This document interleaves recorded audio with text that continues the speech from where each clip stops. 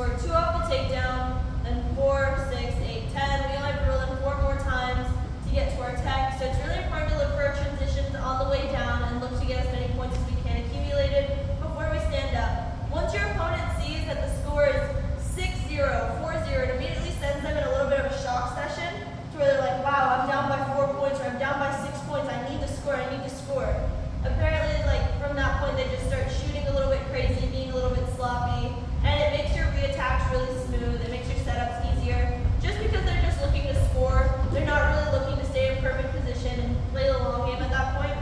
Off of every single takedown that we drilled today, there's going to be a transition. Typically, it's going to be leg laces, just because they're pretty simple off of these leg attacks. So we're going to go into a few of those. So we started with this kind of ankle pick, to where we switch our legs, kick and we ankle pick, and we take them all the way down. This hand, I'm going to throw, I'm going to let it go.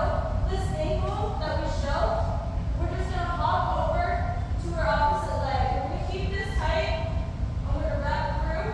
I have to hinge my elbow to my knee. I'm going to take a few steps forward, and I'm going to sink down where my head is next to the knee.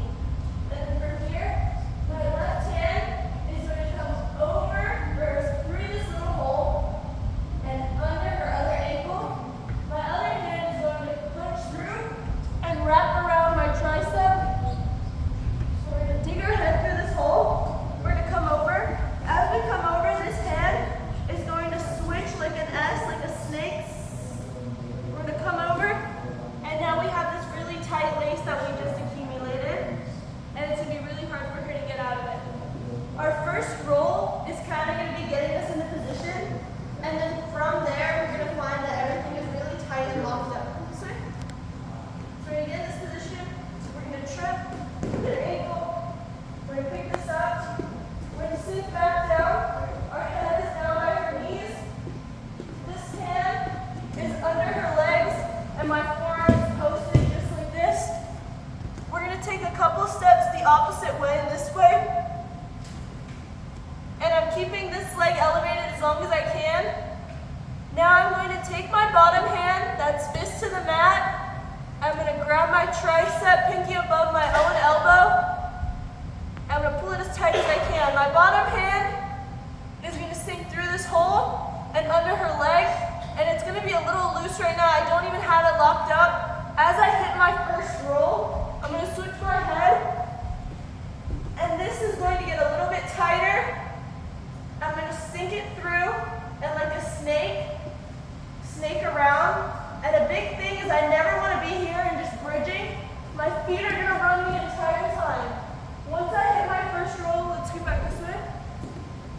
Once I hit my first roll, this is super tight. And I'm just going to bury my head by her knees.